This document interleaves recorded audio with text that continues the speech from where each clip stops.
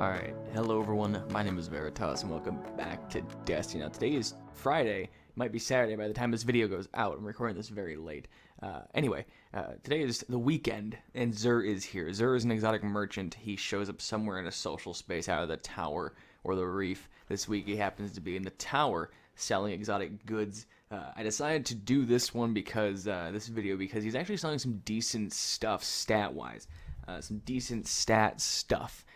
His weapons are pretty neat as well, so I figured I would talk about them this week. This may or may not be the last Xur video for Destiny 1, unless he's in Destiny 2, I'm not sure.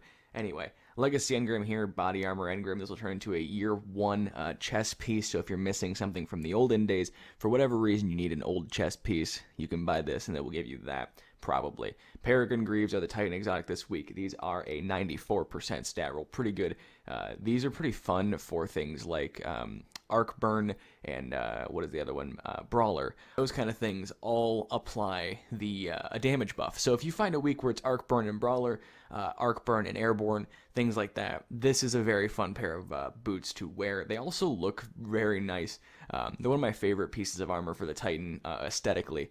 But overall, there are probably alternatives to these that people will use.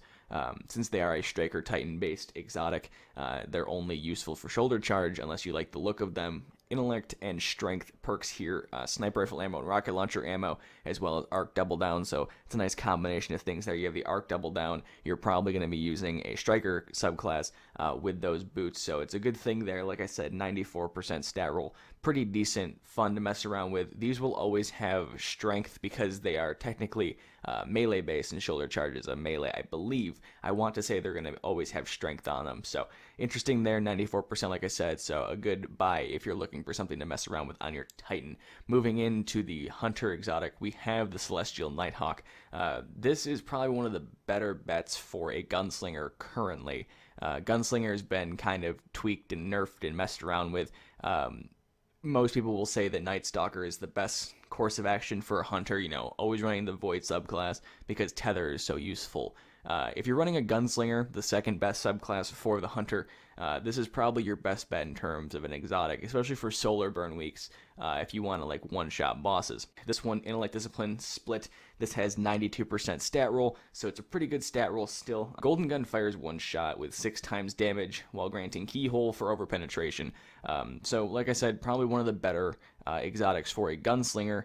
I can't really think of any other exotics that work for gunslinger specifically that are good. Outside catch-all exotics like the Crest of Alpha Lupi and things like those. But for the most part, I recommend using Celestial Nighthawk if you're running a gunslinger. This one specifically, Intellect and Discipline. This will always have Intellect as it's a super-based exotic piece of armor. So Intellect and Discipline here, as well as hands-on for melee kills, Second Thoughts for special weapons, and Infusion for health regen on orb pickup. So not super great stat or perks here. Not super great perks, but overall the helmet's pretty nice, especially with big game. Keyhole is also very nice for overpenetration, very good for clearing out large groups of enemies, and it grants it to you so you can use something else from that column in your subclass menu too. So good stuff there. 92% stat roll, pretty decent. Moving into the Heart of Praxic Fire, this is the Warlock exotic this week. Intellect and Discipline stat roll on this. I believe this will always have, I want to say Intellect, but I could be wrong on that. This is it used to be a better chest piece. The way Warlocks work now, specifically Sunsingers, this chest piece is kind of useless, but 92% stat roll if you're looking for something decent chest-wise, exotic chest-wise, stat-wise. Overall, not a super useful chest piece anymore. Praise the Sun, further decrease all ability cooldowns while Radiance is active, and you have greatly increased agility. The agility is probably the only useful thing here. The problem with the ability cooldowns on Radiance is that if you have decent discipline and decent discipline and strength, your cooldowns will come back fast enough to where this chest piece doesn't make any difference. There's a point when your recharge rate with Radiance you can't throw things. You can't throw grenades as fast as you're getting them back. There is a hard in-game lockout on your abilities. Like, you can only throw grenades so quickly. You see that in like Mayhem and stuff when you have high stat builds. So that's where this chest piece kind of becomes a problem, is that you might already have your maximum cooldown without using this. If you're using a low, stat build, then this is helpful, but most people are going to be using high stat builds. They're min-maxing, those kind of things. This has increased intellect, discipline, hand cannon ammo, and shotgun ammo, so all right perks there. Arc burn defense and solar armor. So this is where this kind of becomes a problem. Arc burn defense is not what you want on this. You want solar burn defense, because you're probably going to use this chest piece when solar burn is active, and you want that defense for solar damage. So overall, I wouldn't recommend this one. If you're going to use it in the Crucible, maybe it'd be okay. Otherwise, it's kind of useless. I recommend staying away from the Warlock chest piece. If you're going to pick up anything this week, Peregrine Greaves are pretty fun for specific strike modifiers, specific setups for modifiers. Celestial Nighthawk is pretty fun throughout the game. In Crucible, it can be pretty interesting. For raids, it can be kind of helpful in certain situations, and especially for solar burn, nightfalls and strikes, it can be very fun there. So the Celestial Nighthawk might be my main recommendation here this week outside of weaponry. But go ahead and pick those up at your discretion. Stuff there, once again, 94%, 92%, 92% on these. Pretty decent. The Monte Carlo here is for sale, $350 light on this one. This is an old PlayStation exclusive brought over to the Xbox in year 2, but it's an auto rifle that modifies your melee cooldowns. The Monte Carlo is also one of the weapon bundle items down here, so let's go ahead and talk about it up here first. If you want to save, your silver dust from the ornament slots, but we can talk about the Monte Carlo up here. He's selling technically 2 Monte Carlos this week. Interesting. This does kinetic damage, it has hip fire. The main thing you're looking at here is Monte Carlo method. Dealing damage with this weapon reduces your melee cooldown and grants a chance to fully charge your melee ability on each kill. So if you're going through Challenge of Elders, Prison of Elders, any strikes or nightfalls that have, the Brawler modifier active, where your Guardian melee damage is greatly increased, that's where you're going to want to use something like this. It's also very good for Challenge of Elders when melee kills are the bonus for your sigil, because this you can just, poke some enemies or poke the boss with it, get your melee recharge up, and finish off enemies with it. It's interesting to mess around with. The ornament you get this week if you buy it from his bundle is Royal Flush. Royal Flush is the gold and black version, the other one being Super Spy. He's been selling Monte Carlos in Red Deaths constantly recently, which is very interesting.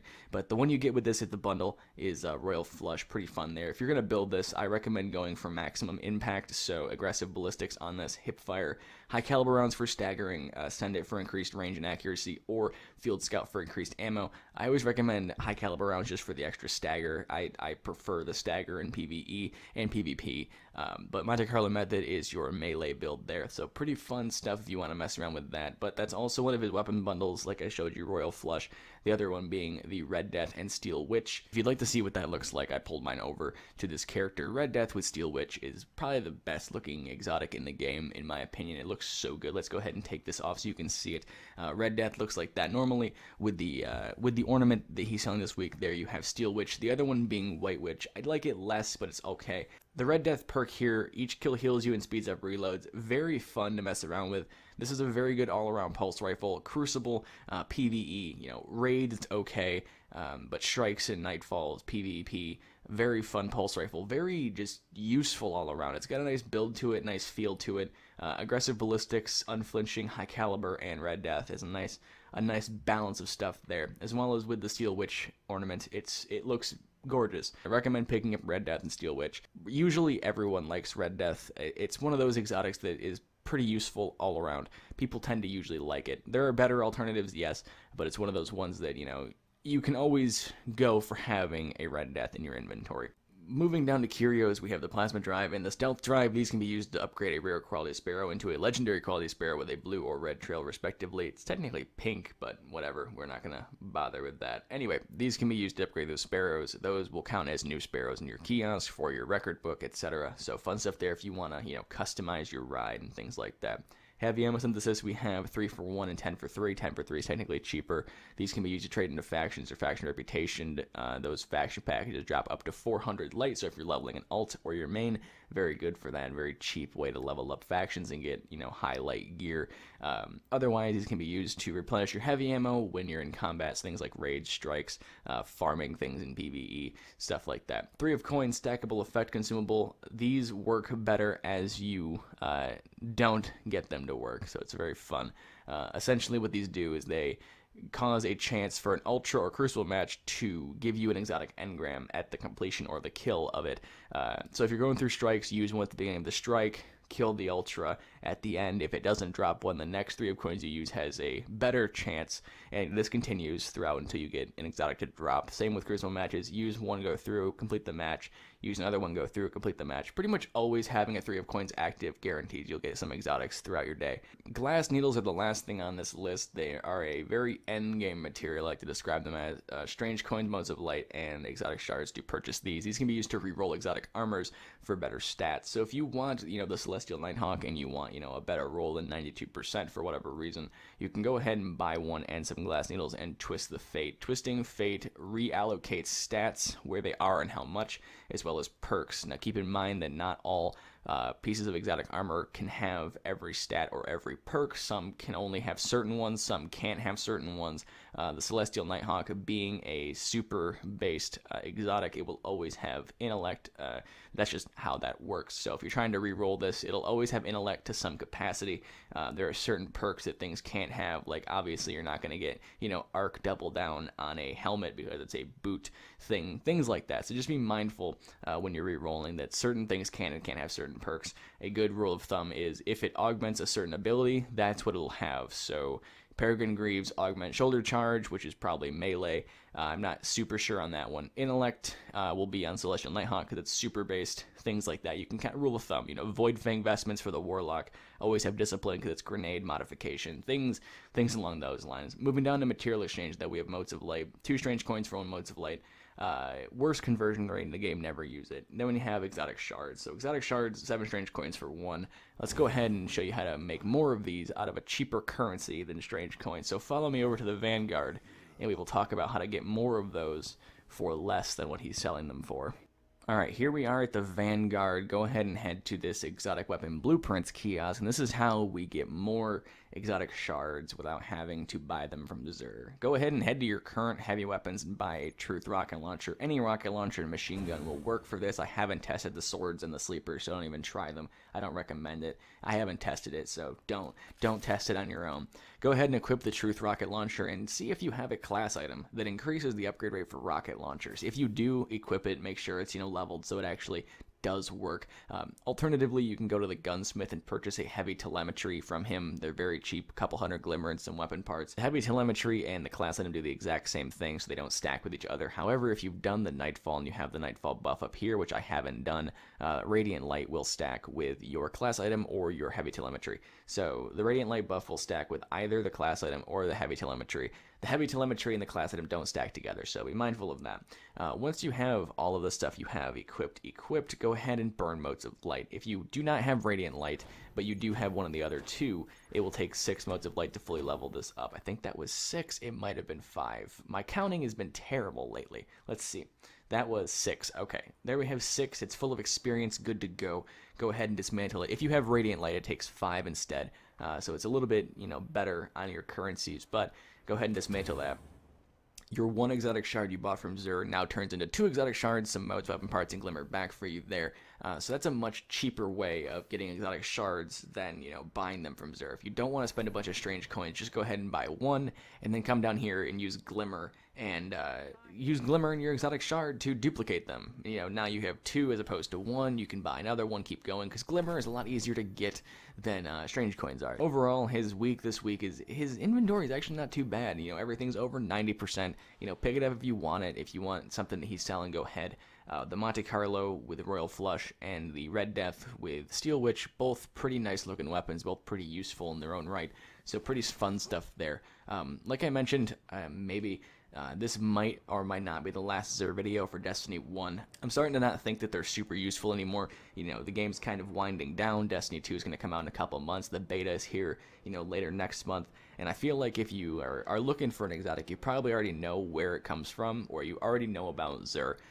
So for the most part, I think this may or may not be the last Xur video for Destiny 1. If he is coming back in Destiny 2, I'm not sure, but it might be the last one, it might not be. We'll see next week if there is a video or not. But yeah, thank you guys so much for watching. If it is the last Xur video, it was fun while it lasted, you know, couple years now of doing Xur every Friday. That's gonna be pretty much it for me. I will see you guys on Tuesday for the weekly reset video, hopefully. I do greatly appreciate you guys checking out other stuff I do. You might find something else that you like by me, or something else that you actually like instead of this. I don't know. Anyway, follow me on Twitter for other things as well, but that's all in the description. So thank you guys so much for watching. If you enjoyed, I really much appreciate it. And as always, until next time.